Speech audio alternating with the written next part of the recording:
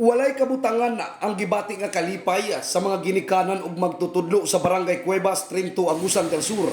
Kini may kalabutan sa dakong proyekto diha sa ilang lugar nga mao ang Riverbank Protection nga mukabat sa 18 milyones pesos nga kantidad sa proyekto. Isip mo ay magproteher sa maong tulunghaan.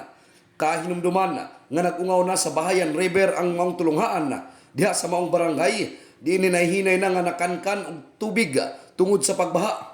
Human sa sunod-sunod nga mga low pressure nga nasinati kaniadto nga mo'y usa sa mga hinungdan sa pagdahili sa mga yuta. Tanya na, mawang ka ng slow protection sa eskwelahan o sa barangay. Kaya slow protection, makita na ako na ay himo din na kanang concrete nga kanang riprap. Kunya ginapiriktaran ng eskwelahan kaya ang nahitabo last year o the other years nga natumpag ang kanang site niya sa eskwelahan. Gani, naitulog ka kining classrooms mula na nang gipa sudan ang mga fair instruction sa kining DPWH o DepEd plus of course ang kining barangay local government unit dili na siya diha pa gamit isu nga naman hapit ay matumpad. Dako usab og pagpasalamat sa mga magtutudlo sa Cuevas Elementary School gumikan sa paghatag og kasulbaran nga madipinsahan ang ilang tulunghaan ug maproteksyonan ang mga kabataan. Kaning nga project sir, dako jud ni kay nga tabang sa amoa.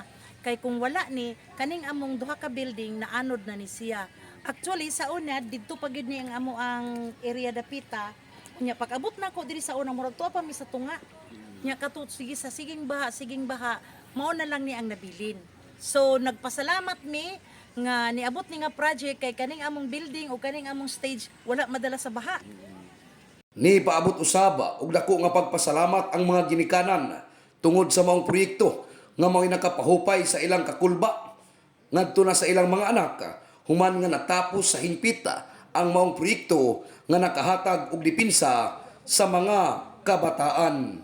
Isip ko sa ginikanan, dako kayong pasalamat na sa kabisakuan ko ni Barangay Council nalikamot yun na yung sangat sa tungkuan gining tatong probinsya na ang ibuhat na sloping diya para po na proteksyon sa mga bata para dili madiskuta sa pamamayan. Tungod sa maong proyekto nga naangkon sa Barangay Cuevas, mapasalamaton ang mga ginikanan, mga magtutudlo tungod sa dako nga paghatag ug pagtagad sa naguna nga problema diha sa mga kabataan, ilabi na sa ilang seguridad. In the heart of changing lives, kini si Brigada Peter Luloy Abulok, Brigada News.